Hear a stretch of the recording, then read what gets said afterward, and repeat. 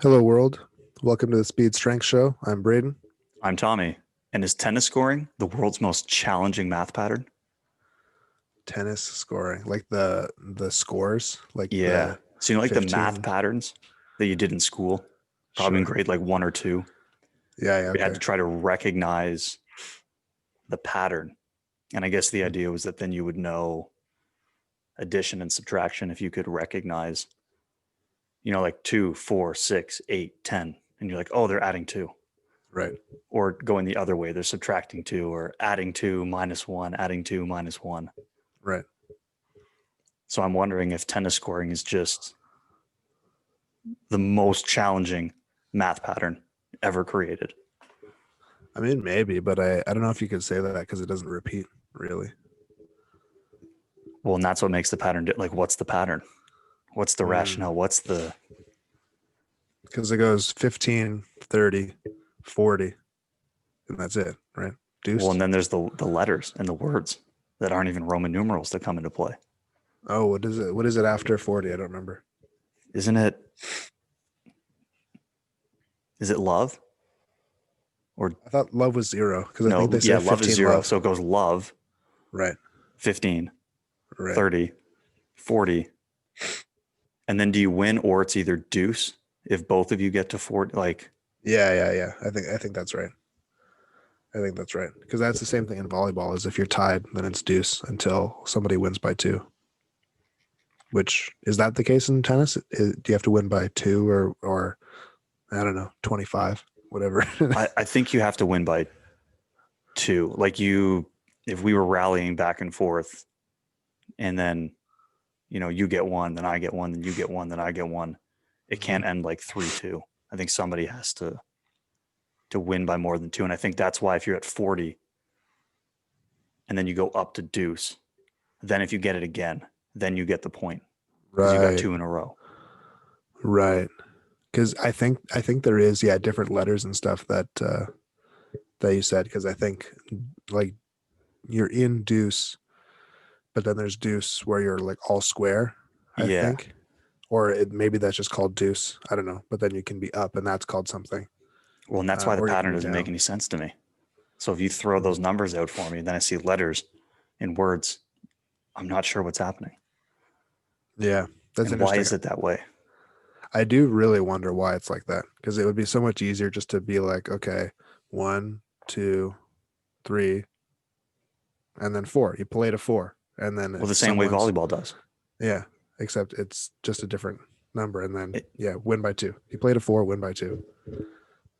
That'd be easy. and I don't know why they changed the number.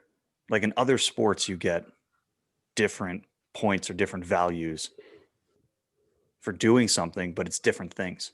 Like in football, you get 3 points for a field goal by kicking the ball through the uprights, Mm-hmm. but you get 6 points for a touchdown, which is Mm-hmm. moving the ball into the end zone. So it's something completely different. Yeah, here So you that's get why they're giving you more points or less points. right. Yeah, here you get different amounts of points for doing the exact same thing. Or they valued the same thing at different. Like the first two times you do it, you get 15 points. That was really good. But then when you did it a third time in a row, well, it's kind of boring now. You only get 10 points. Mm. Like I just don't understand why it goes 15, 30, 40. And then they start Yeah, using words. I have no idea. I have no idea either. That doesn't. It's very strange to me. But there's got to be like it. I feel like it's such an old game. You know, maybe it's not, but I feel like I I'm sure it's not as old as other games.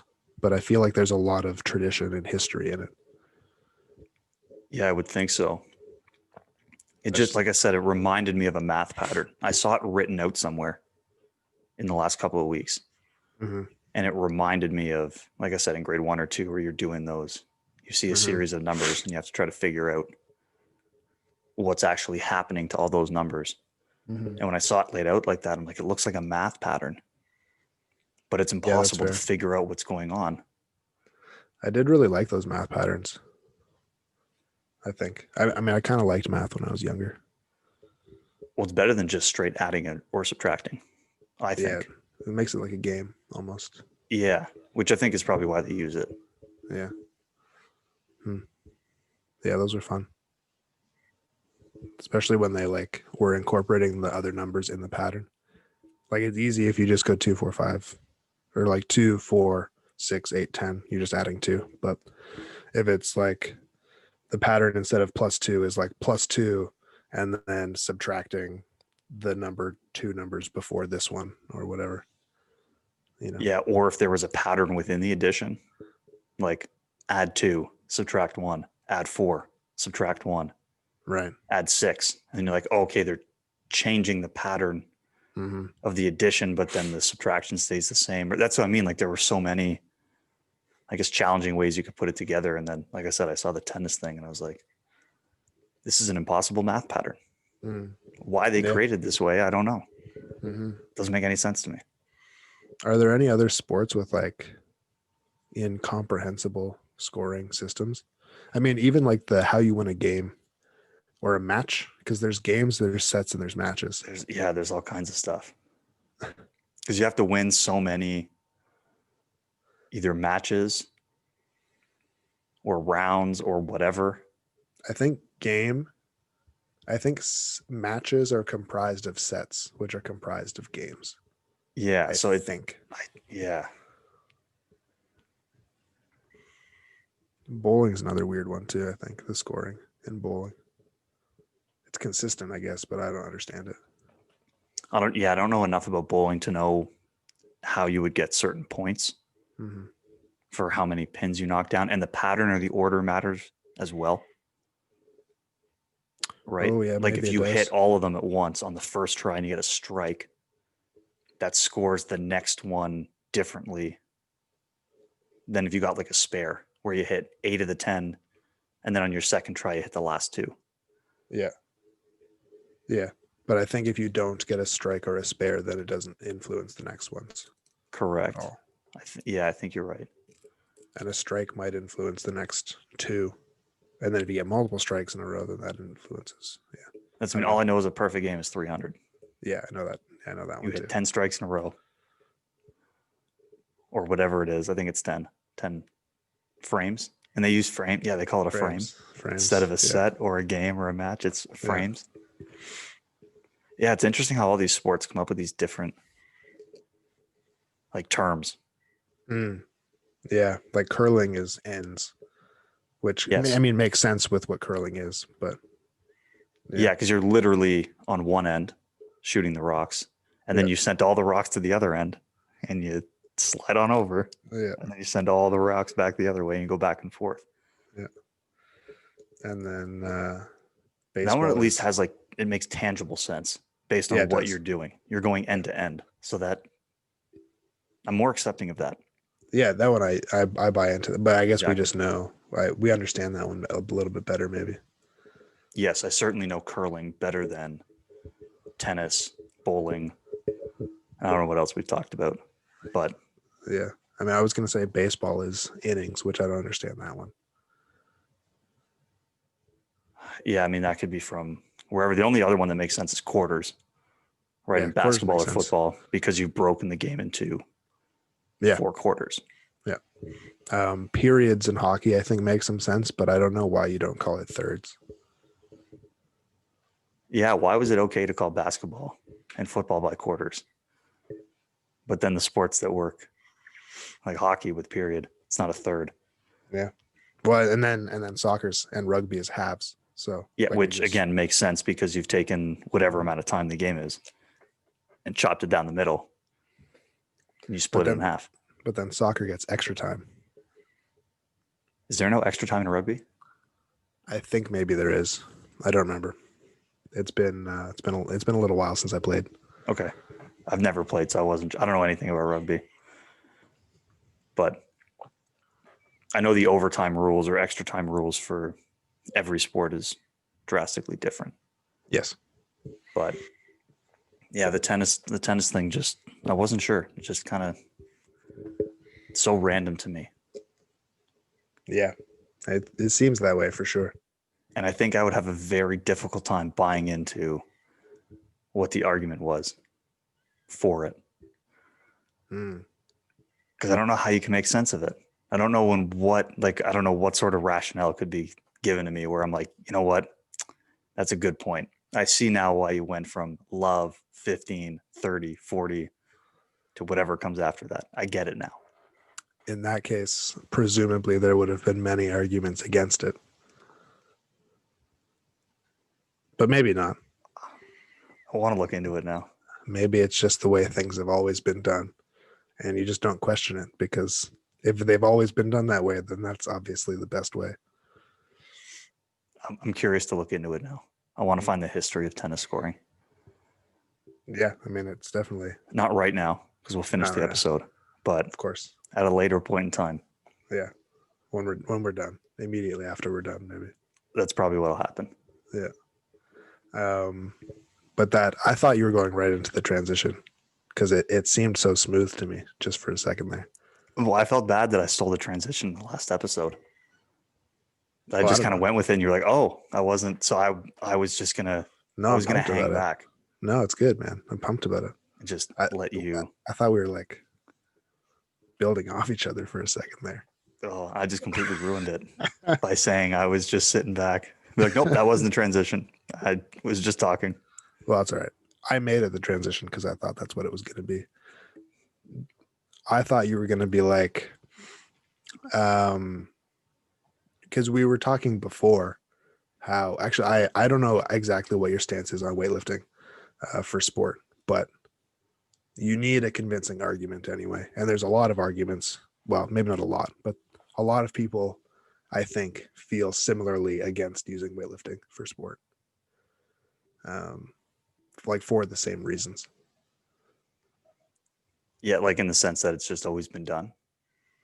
I mean, is that where you're going with it? That was my point. Like, I think for a lot, like for football anyway, and rugby probably, and other sports, it's just always been done. So it works because it's always been done. Why would they keep doing it if it didn't work? So it must work, you know? But then there's other people that are like, it's not worth it. It doesn't make sense. We don't have time. Things like that. That's the transition I was going for. That's exactly what I was going to do, actually. Yeah. Exactly. Yeah, that's what I was going to do. Yeah. I was going to bring up the whole it depends, or you're on one side of the fence or the other side of the fence. Mm-hmm. That's exactly what I was going to do. That was my transition. Well, beautiful. Then we did build off each other. Perfect. Yeah. So you're on the fence, I suppose. I'm definitely on the fence. You know, my favorite answer in the world of strength and conditioning is it depends. It always depends. And I think it depends is an okay answer as long as you then provide some sort of reason for it. Well, yeah, it'd be boring to just say it depends and walk away. That doesn't count.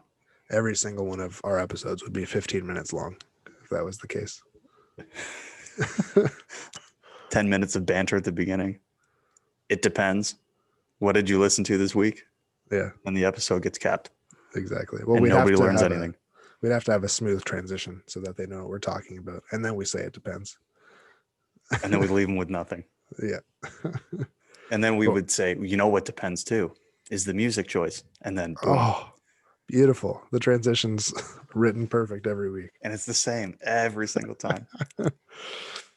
Right. Well, we're not going to do that. No. I want to talk about weightlifting. It does depend. Yeah, I'm excited too. But it does depend. No such thing as a good or bad exercise. That's what I always say. Just depends. It depends how you use it, who you're using it for, when you're using it, that kind of thing. There's a time and a place for every exercise, isn't there?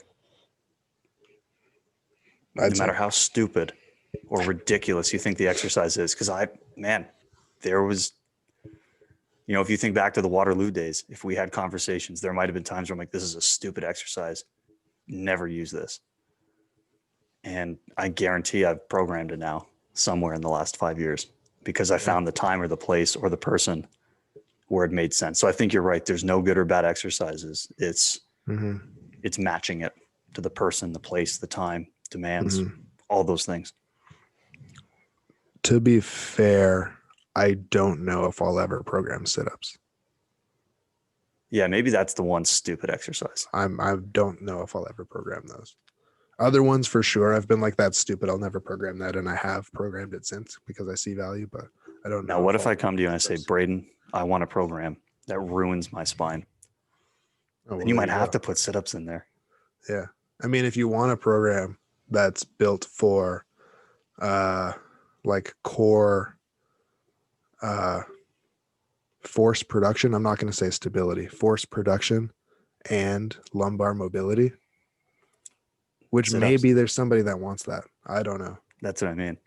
So never mind. I could see it. I could see But it. I agree with what you're saying that there's no good or bad exercise. It's how you choose to implement it and how you use it. Yeah, absolutely. And weightlifting's no different. Olympic Completely agree. lifting. I think we should say weightlifting, Olympic lifting, all the same stuff. I It's like to refer to it as weightlifting. I prefer that as well. I just think Olympic lifting is more specific because people that don't know what weightlifting is are going to assume weightlifting is like curls and stuff like that. Well, yeah, it's just picking up weight. Yeah, It's lifting weight. but yeah, exactly. But it's not just that. Referring to clean and jerk and snatch. The And weightlifting movements you see in the Olympics, yes, typically. yes, and their variants. I would agree. I would argue. Yes. Yes. Yeah, we'll talk about those as well. Any derivative or Hmm. movement similar. Hmm. Um. So you're on the fence, but I imagine I know you've done weightlifting movements yourself, and I'm And I've programmed pretty it. sure. Yeah, I was gonna say I'm like pretty sure you've programmed it. Um, so for who? I guess like what, when, why? So there's obviously a lot of variables that have to get taken into account. And the sport is one of those things, and I'm sure we'll talk about that after. Right? There's certain sports that maybe the qualities or the benefits you get from weightlifting are worth the time and the effort to put into. Maybe in some cases they're not. You have to take into consideration the training age or the experience of the athlete, because it's not exactly something you can teach from scratch. There's a base of the pyramid that you need to have. If you look at, I don't know if you've ever seen any of the Hook Grip posters. So the company Hook Grip, they do all like the photography media for weightlifting, and they have the posters where they have like 20 still shots of the sequence of the lift from start to finish. And I did it one time with a practicum student I was working with, and I gave him a picture of one of those, and I told him, I was like, how many exercises do you see in these pictures? And he's like, oh, like there's deadlifting, there's RDLs, there's overhead squat, there's front squat, there's overhead press, there's a lunge or a split position. So when you start to look at the movement broken down in still shots, if you can't do all of those movements competently, how are you going to put them all together and do it well? So you need to have a foundation of those movements. So do the athletes or the people you're working with have those movements? If they don't, you now have to take a step back and give them that skill set before you move on to weightlifting. Another thing that I think for me has been a big influence is where are you training and what equipment do you actually have? Think about Waterloo, for example.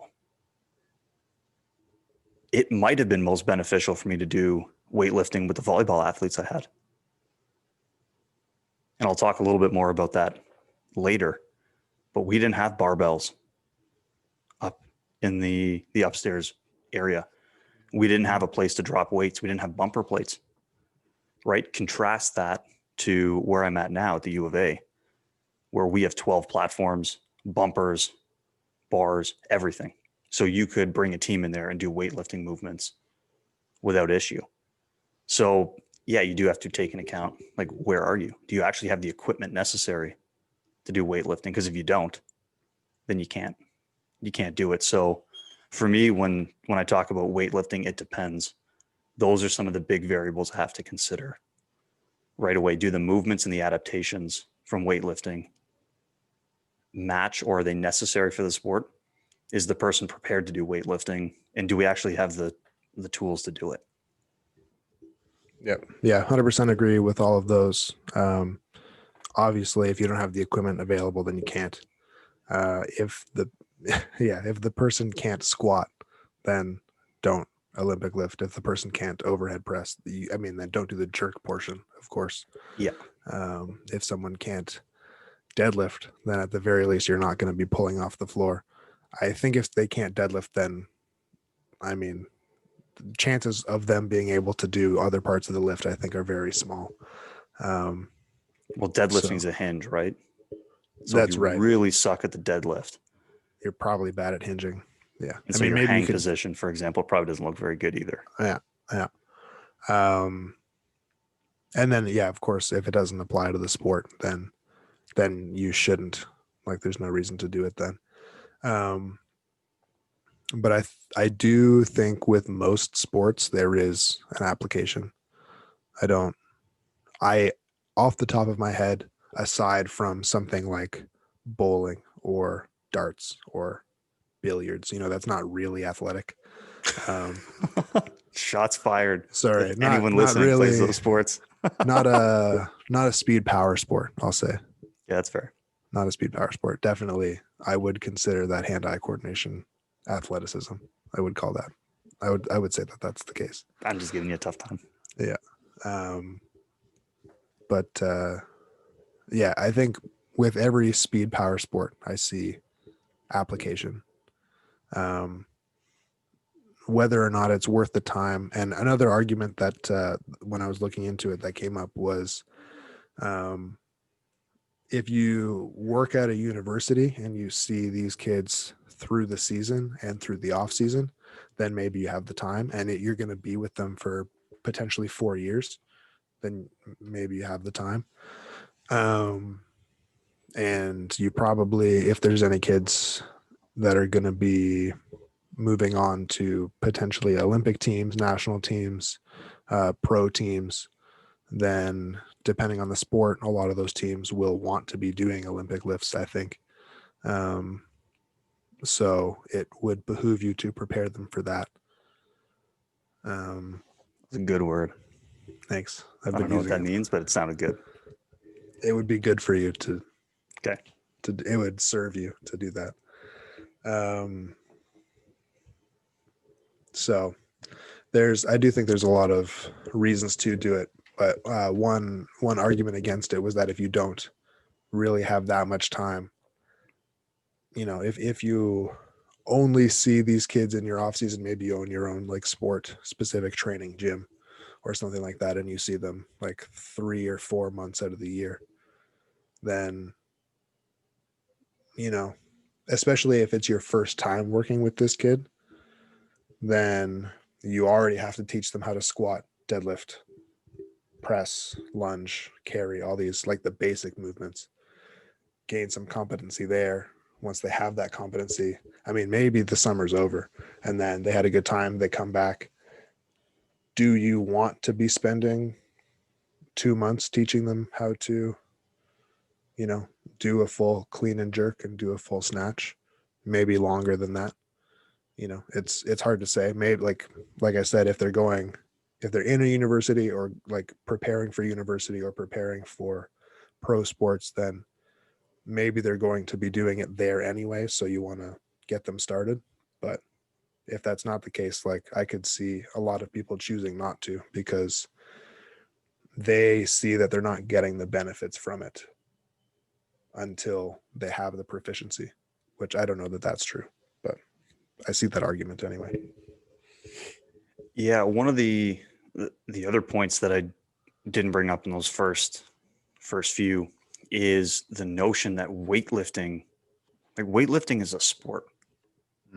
This is a sport where coaches dedicate their entire careers to figuring out all the nuances and the perfect way to lift the bar. This is a sport where athletes spend potentially 2 decades working towards moving as much weight as possible in these lifts over the course of their entire career. And I think it becomes really tricky as a strength coach to start implementing this type of training if you are not confident and if you do not understand the sport of weightlifting. Right? So that's another thing. Like a young coach may not have the ability to actually teach weightlifting because they don't know the sport well enough. They don't know the movements. They don't They don't have the background or the training or the education in that. It's not something that you can just go out and read the CSCS textbook and then be like, yeah, I know how to do cleans and snatch and jerks and things like that. I'm good to go. It's way more than that. It's an entire sport on its own. Yeah, I do agree with that. And I mean, I think that applies to any exercise, any modality, really. Like you need to stay within your scope or within your skill set or within your toolbox. We like to say toolbox. But I mean, like, there's no doubt that teaching somebody how to do a horizontal row or like a dumbbell bench press is way easier than teaching someone how to do Olympic weightlifting. It's Yeah, much more complex. There's so many more steps. The simplicity of it is not there. yeah, no, 100%. It is. I would say the clean and jerk and the snatch are probably at least off the top of my head, the two most complex movements that you can do in the weight room. Mhm. So absolutely, like they deserve a lot of respect. And they are very complex, very intricate, very technical. I mean, that said, it's not impossible to learn, but like you, No, and I'm not implying that it's impossible to no, learn in any way, but but it takes time and dedication to do it. and you as a coach, if you're going to use it, you need to be confident in your ability, probably to do it, definitely to teach it, and to know how to assess and progress and regress and have a good amount of variations and derivatives and progressions, regressions to pull from to help the process along. Um, but the other thing I think it's important to keep in mind, like it is a whole sport, but you don't need to, you don't need to be perfect. Like we say all the time that um, strength and conditioning for athletes is a means to an end. Everything you do in the weight room is a means to an end to do something a little bit better on the field. Um, so you don't need to be great at Olympic lifting if you're using it. You need to be good enough to get the adaptation. And I mean, I can speak to that because I mean, my sport, powerlifting, is a sport. That's the squat, bench, and deadlift. I've been thinking about it a lot over the past week or so, actually, and I think a lot of the the sport strength and conditioning coaches that I know don't understand the squat, bench, and deadlift as well as I understand them. And I would completely agree because you've dived into it as a sport where the And only thing that matters is how much weight do you move in those particular exercises. So I would exactly. completely agree with you on that. But at the same time, they're using these exercises and they're confident in their ability to teach it. I look at athletes that I follow that are coached by some of these coaches doing squats, benches, and deadlifts, and I'm like, those are all terrible. I hate them. I have a different standard, of course, but they do them well enough to get the adaptation, or to get an adaptation. Whether or not it's what they're looking for, hard to say. Obviously, you'd need to have an extensive conversation to learn that, but I think that's important as well. That it doesn't need to be an overwhelming task. If you're confident in your ability to teach it, then you can teach it well enough, I think, to use it a lot sooner than people think. Yeah, and I'm glad that you brought up the idea of, powerlifting as a sport where what consists of your sport is used by probably almost all athletes to some extent. I imagine every athlete does one of bench, squat, or deadlift in their supplemental training. And getting involved in the world of track and field has made me respect that line a little bit more, in the sense where I don't think, for example, at Waterloo, even if we had the facility to use weightlifting as a training means, which there were times where we could go down into the dungeon weight room and train there. But it didn't make sense because of how busy it could get. But I don't think I would have been good enough as a coach, and I have enough knowledge in the realm of weightlifting to use it because I didn't understand weightlifting, the sport.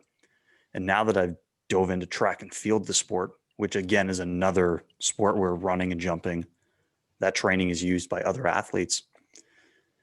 What it gives you is an appreciation of where the drills and the movements are coming from. And that's been a big thing that I've learned since being here in Alberta. My, coaching mentor for my master's, he worked with people in Olympic weightlifting, like competing. We have a couple of people here as well that are coaches in weightlifting, and learning about the sport and its derivatives and the drills. Like, why do they do hang cleans? Why do they do pulls off of the blocks? Why do they do these other movements? It gives you an understanding of how it works in their world, where the drills came from. And then you can start to piece together, okay, does that make sense for my sport or the athletes that I'm doing? Because you're no longer making an assumption of, oh, I see somebody pulling off of the blocks, they're doing it because of this. You now know from a sporting standpoint why they do it. And it gets you to the point where there's a phrase I like where in order to break the rules, you have to know the rules. And I think by knowing the sport and exploring the sport, it gives you the tools and knowledge you need to then kind of reverse engineer it and break the rules and decide maybe what simpler movements from weightlifting make sense for my athletes, or should they be doing the full movement? Should they not be doing the full movement? All those types of things. So I just wanted to make sure in this episode for sure that at least I got the message out there that it's an entire sport, and coaches that are going to use it as a training mechanism should respect it as such and go out there and do your homework, talk to a weightlifting coach, find somebody to explore these things, because it's going to make you way better at teaching them and using them. And it gives you the base that you need as the coach to teach it. Just like the athletes need the base of the movements, you need the base of understanding to use it as well. Mm-hmm. Yeah, that's a great point, I think, and not one that not one that I really thought of. I don't think, but that reminded me of like my past self, programming for powerlifting, and programmed some stuff because I thought it. I mean, it did end up working, and then later you learn some stuff, and you're like, well, it actually probably worked for this reason, not this reason. And once you learn more and more and you dig deeper and deeper into the purpose of each movement and what you're getting out of each movement, then you know why they're working, and then you can assign them to specific people because you identify that this person needs to work on this part of the lift or this skill in the lift, so this is the movement to address that. um, and I see those kinds of things with powerlifting coaches all the time where they're using a variation to emphasize a portion of the lift where it is emphasizing that portion of the lift, like it's very easy to see that, but it isn't necessarily developing the skills to make them better at that portion of the lift, if that makes sense.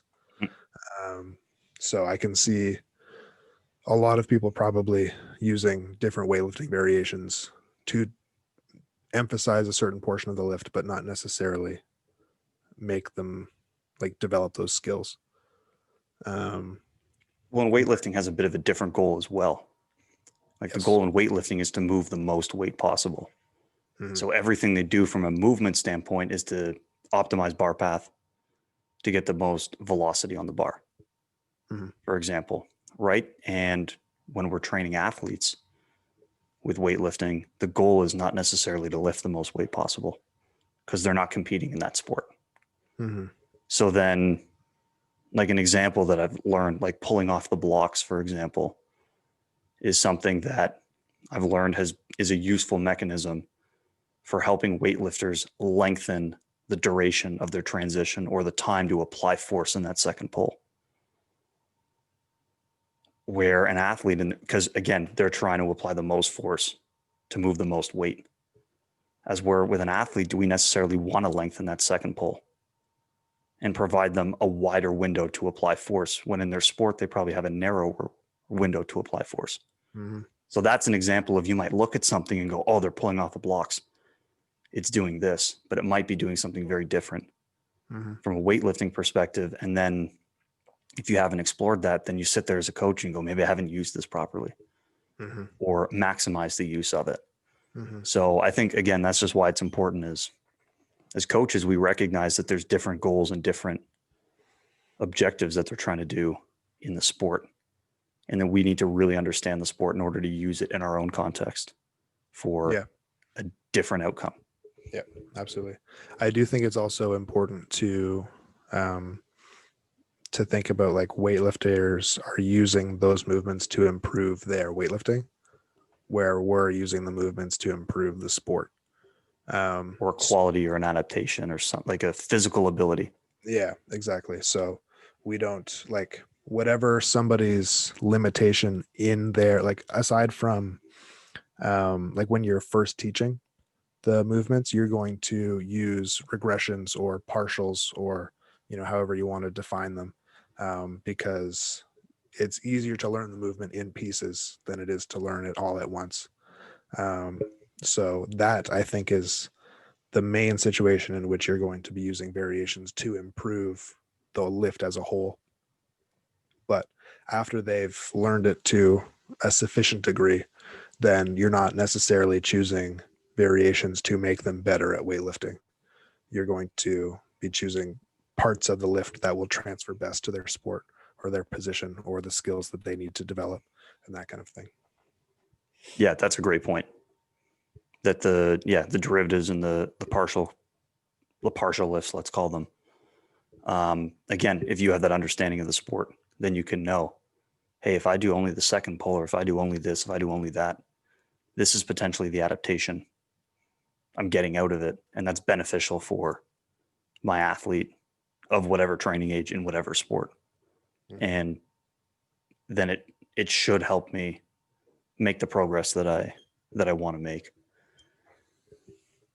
One thing I did want to ask you, what do you think are some of the potential adaptations that we get out of weightlifting? Like, what is it about weightlifting that you like or you think we can best extract out of it for the athletes, for any athlete that we work with, maybe more in general?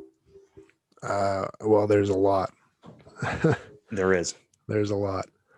Um, and I mean, prior to looking into it, I hadn't considered all of these benefits, but um, the big one that I think everyone's looking for is hip extension power or hip extension speed, which that's clear and obvious, or triple extension power and speed, clear and obvious.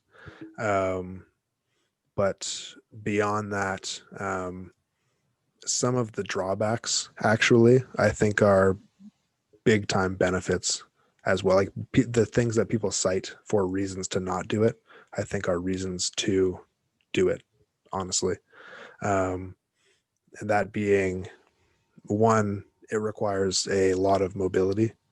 It can anyway to get into the bottom of a deep front squat or a deep overhead squat. If you're doing the full movement from start to finish, Yeah, there's tremendous mobility exactly. demands. Which you don't need to be doing the full movement from start to finish. But that's one thing that people cite, that you need a lot of mobility. Not everyone has the mobility, not necessarily worth developing. I do think that there's benefits for everybody to develop that level of mobility. They don't necessarily need to be strong and powerful in all levels of mobility, but having it, I don't think there's a drawback in sport anyway, in athletics. I think that's a bit of a cop-out excuse, to be completely honest. The Like if not someone's like, having, "Oh, I'm not going to weightlift this person because they don't have the mobility to do it." To me, I think that's a bit of a lazy approach. mm-hmm, mm-hmm. Because if they don't have the mobility to do that, it's going to come back to bite you in the ass somewhere down the road. Well, and that's the thing is it's, if nothing else, it's motivation to get that mobility. Yeah. And to strengthen and stabilize in those positions. The injury risk is another one that a lot of people cite, which there's injury risk in every sport or every exercise. These ones are more complex. So if you're doing them when you're not skilled enough to do them properly, then that's when the injury risk elevates, in my opinion, when you don't have the mobility to get into the deep positions, but you're still trying to, Comes then that's back to when, that. yeah, then that's when you don't have the, that's when the risk elevates.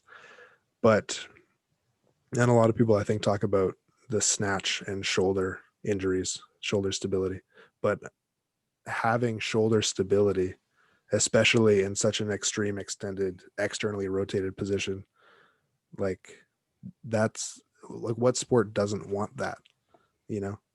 Especially like you look at like volleyball and basketball, that they do so much work overhead, and a lot of them have shoulder issues, and swimming even a lot of them have shoulder issues. Well, what about pitching, throwing, right? The arm Exactly. comes back. Yeah. Tennis, when you go to Baseball. Yeah. strike. So there's so much stuff that you know, like, and so having that shoulder mobility, it's just another thing. Like it's a very, like it's a tertiary benefit, I think, but it's still there and it's still tremendous. Like you, like catching a snatch, you're there's, I don't think very many things that are going to teach that level of shoulder stability. Conjunction with that level of mobility at Exactly. the same time. Yeah. Exactly. So I think those are the, oh, and then the other big one that people cite, we've talked about, is that you don't have time because it's too technical. Um, One, I don't know if I agree with this yet, but the video that I was talking about, um, Garage Strength, is a big proponent of weightlifting for athletics.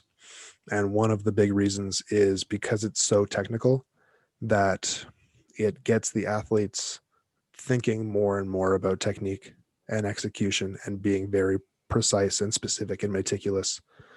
Um, they don't have the luxury of slacking off like you do with a dumbbell row or a dumbbell overhead press or even a back squat. Like back squats are very technical. They can be, they don't have to be, You can but make them sloppy if you you can really make them wanted sloppy. to. And you can do that with weightlifting as well. But I think it's harder. I think it's going to feel a lot worse. I think you're going to notice a lot more if you're doing it, if you're doing bad reps. Um, so I think from that standpoint, then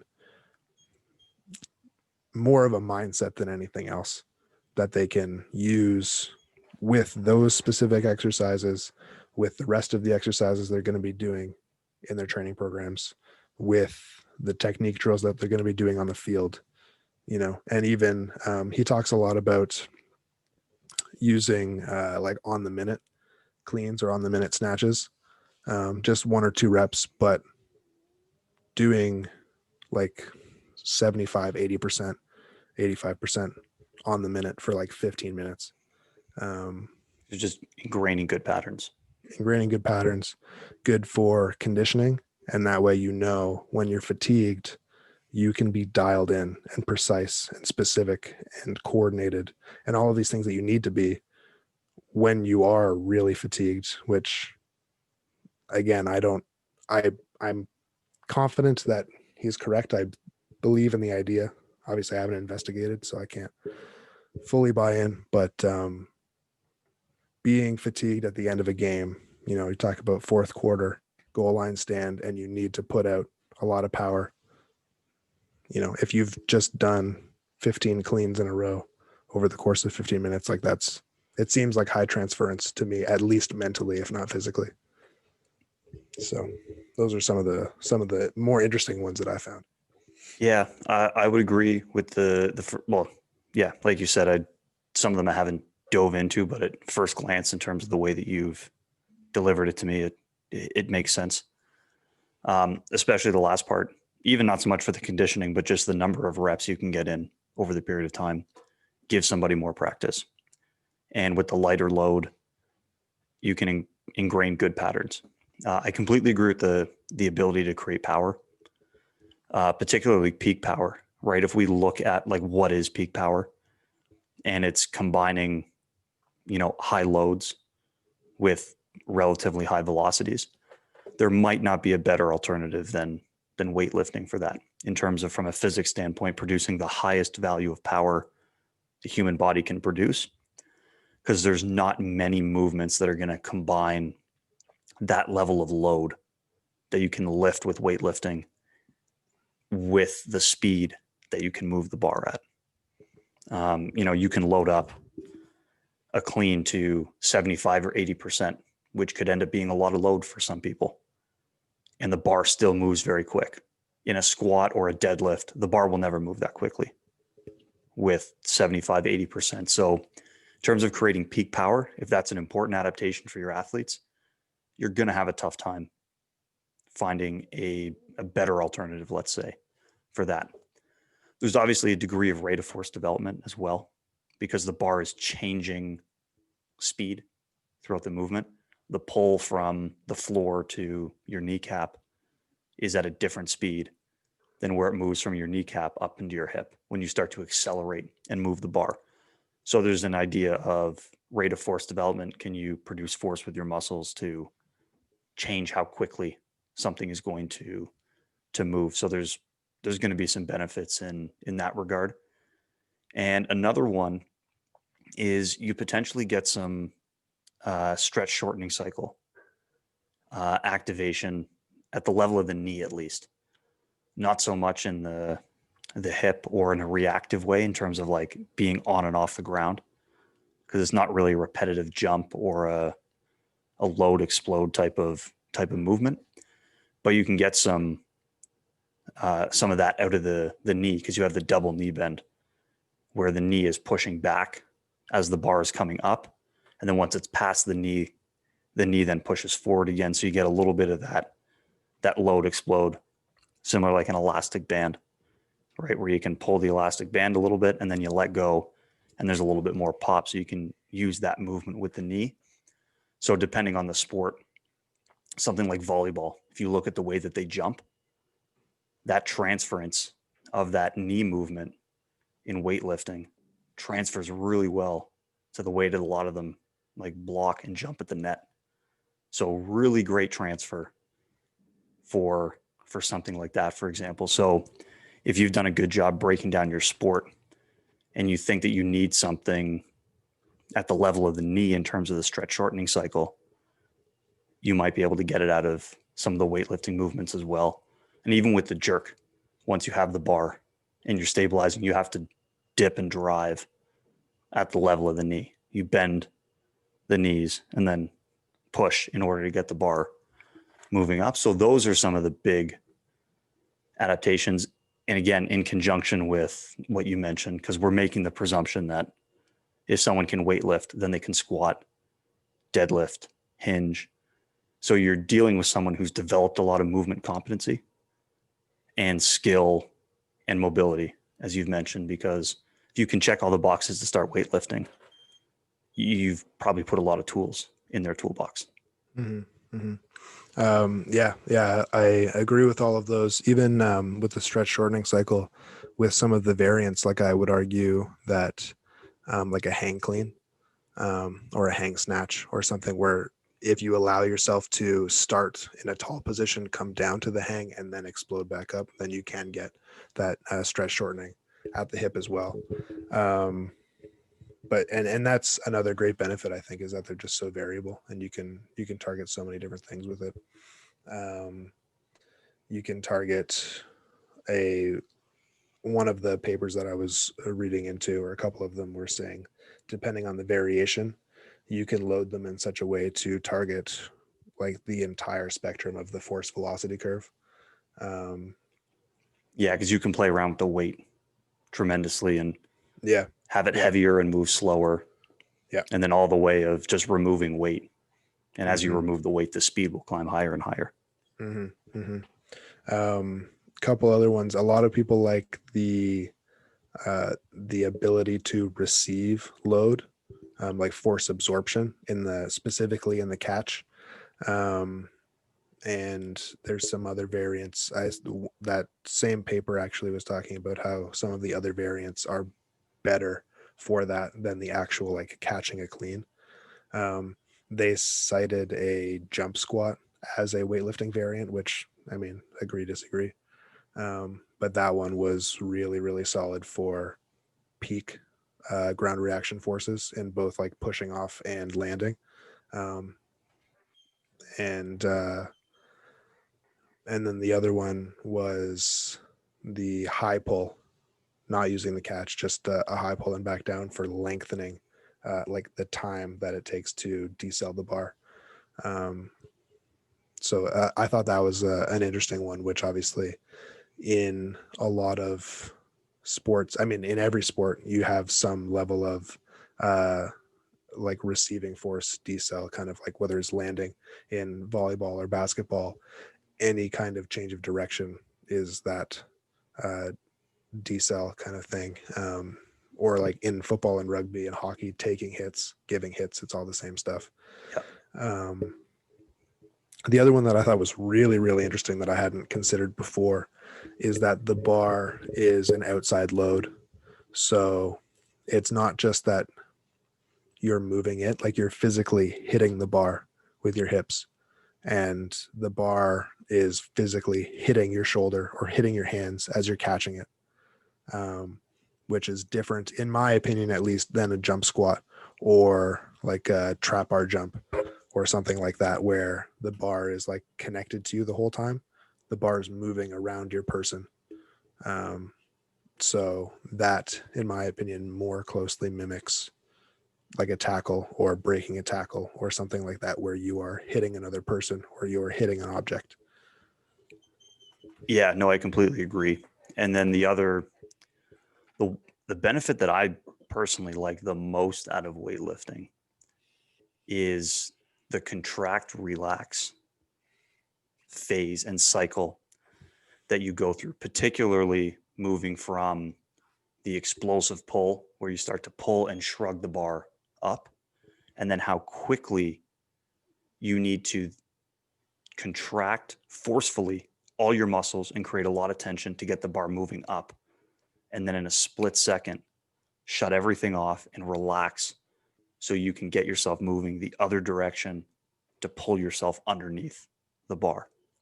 And then you're underneath the bar. Now you have to contract and create tension again to stabilize, to either catch the bar in a front squat or an overhead squat position. And personally, that might be my favorite benefit, I think, from weightlifting, because there's not a lot of movements that you can create that level of force production followed by the need to relax that quickly. And so, like I said, for me personally, that's probably my favorite benefit. And even in scenarios where I don't necessarily want to use weightlifting, if I'm going to use it, it's going to be for that reason. How can I kind of know the rules and break the rules to try to extract that benefit out of something that looks like weightlifting to, you know, check the box in terms of someone says you need to do weightlifting with these athletes. Okay, I'll do weightlifting with these athletes and it looks like it would pass the eye test, but you can get those benefits out of it. Cause yeah, I think those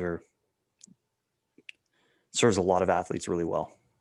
Oh yeah, big time. Yeah, there's so many sports that benefit from that. Like you think literally any sport where you need to be in that quarter squat position, like you're falling into that quarter squat position. Like it's, I don't know, like that's the first thing that I connect to it.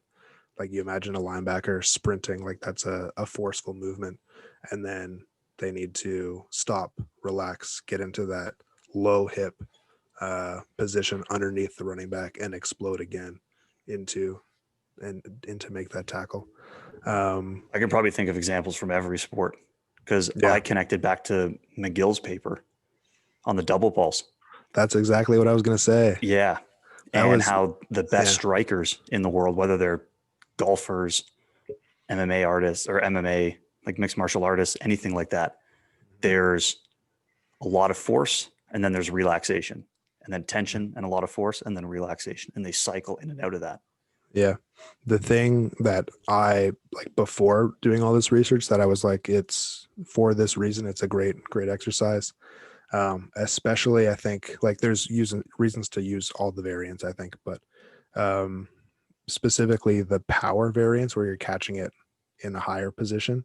I really like the explode, relax, and then like rock solid tension again. So it is that same double pulse that you're talking about.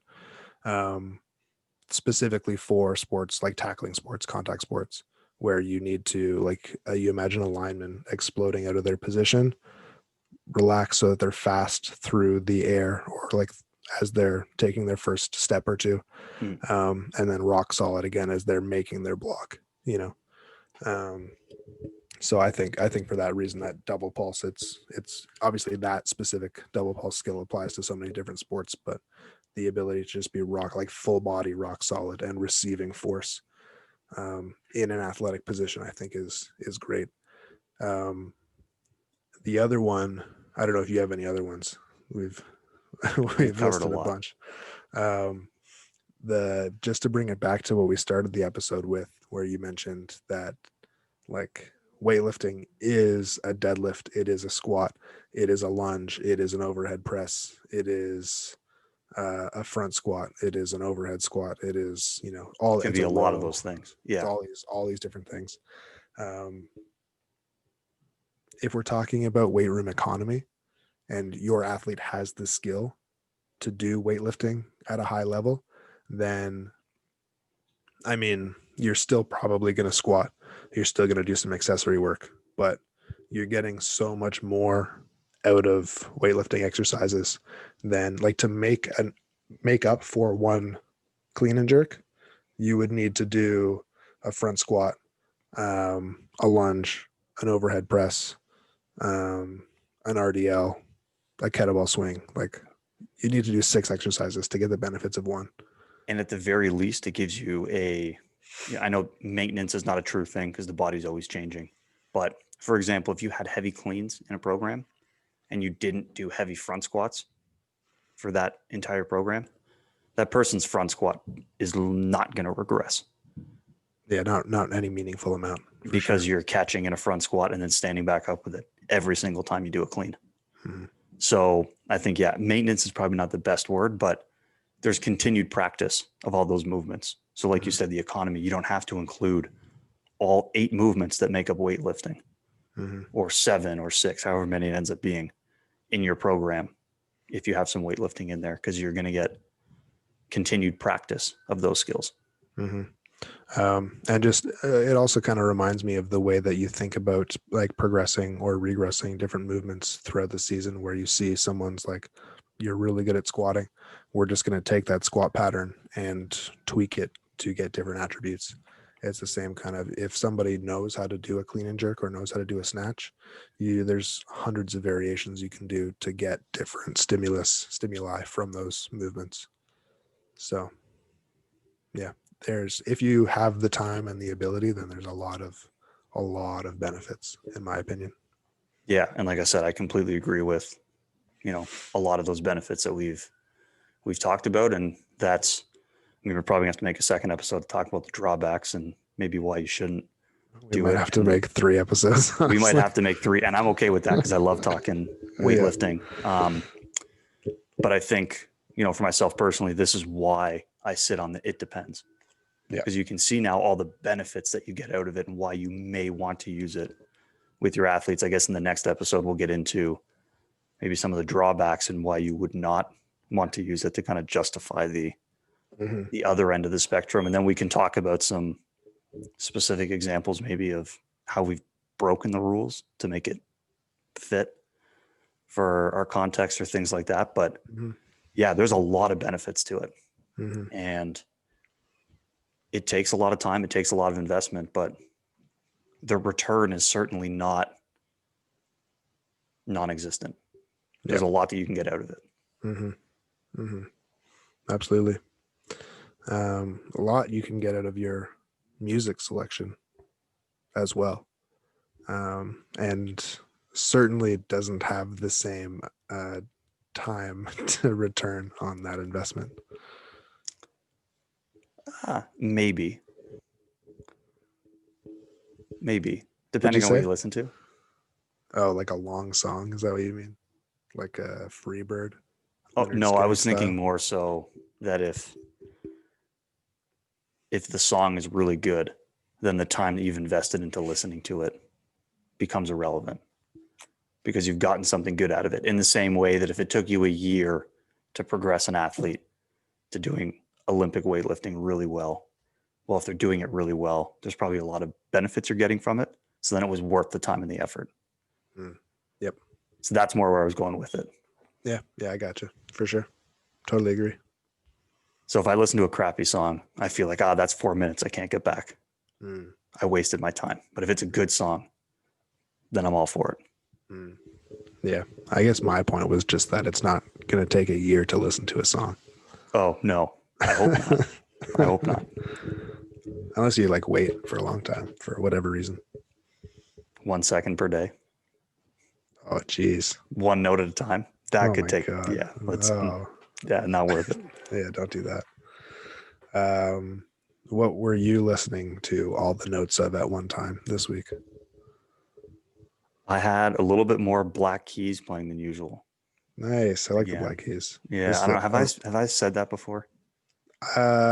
Maybe. I don't know. I may have. I don't know. It's been In a one of the while first couple episodes, maybe. at the very least, but yeah, I had more of the Black Keys playing Nice. this week.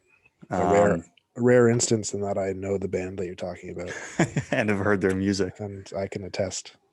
Yeah. And just in case I had mentioned the Black Keys before, the other thing that I was listening a lot to was, I wouldn't even describe it as like a band or a genre, but I kind of took a trip down memory lane over the last 4 or 5 days, listening to a lot of songs that we probably would have first heard together in the pack because of Octane Radio. Nice. Nostalgia. So there was, probably, there was Nothing More, Seether, Amaranth In This Moment. Nice.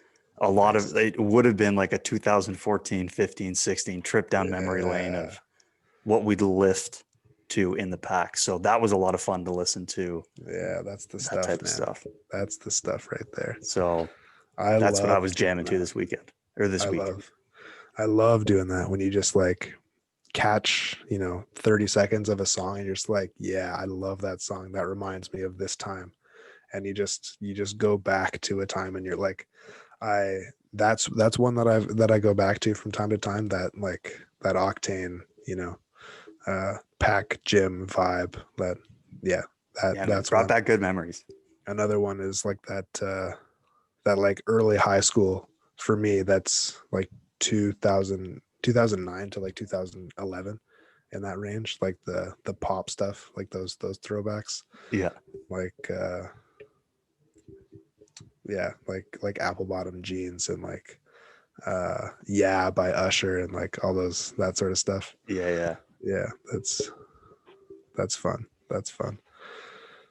I don't have anything new to add this week for music anyway. I haven't been listening to a lot of music this week. It's still K-pop, in case you're wondering, but I have been listening to more podcasts than usual. Oh, okay. So I can bring something else new to the table. I think that's fair. Yeah.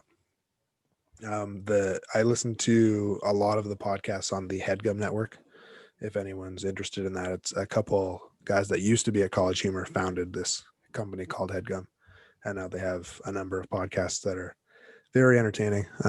My personal favorite it's called Review, where they take reviews from different internet websites for different like companies or products or whatever. They read them and then do improv skits based on the review, like kind of acting it out, but it always goes off the rails. So if you're looking for a funny podcast, I would highly recommend that one. So yeah, that sounds entertaining. I like what's the word? The improv of it, or just like come up with it on the spot and you see what happens. Yeah, they're quite good at that, the two of them. I mean, that's kind of the way that our show, well, it's definitely not improv, but it is also in a way. It is. I mean, on my sheet of paper, I have probably 25 words written down, and we did more than 25 words worth of back and forth. Yeah, I've definitely. And I didn't even get through all the 25 words written down because we have to make a part 2.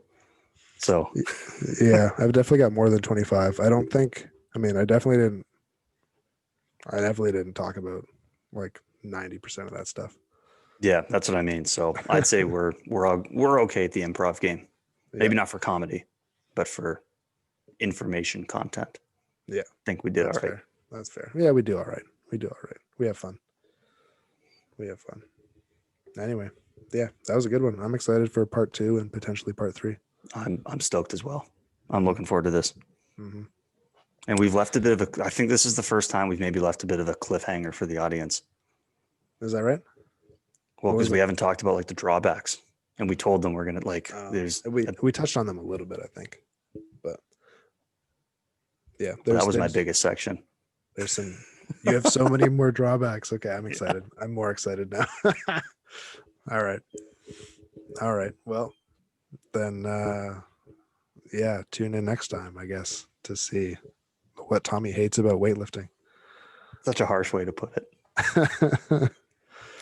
But yeah, that was the Speed Strength Show. If you want to get in touch with us, then Instagram is the way. Speed Strength Show, Speed Strength Performance, Braden Southern are the three. Yeah, I guess that's it. Yeah, I think that's that caps part 1. Yeah. Thanks for coming along, world. We will see you next week. Peace.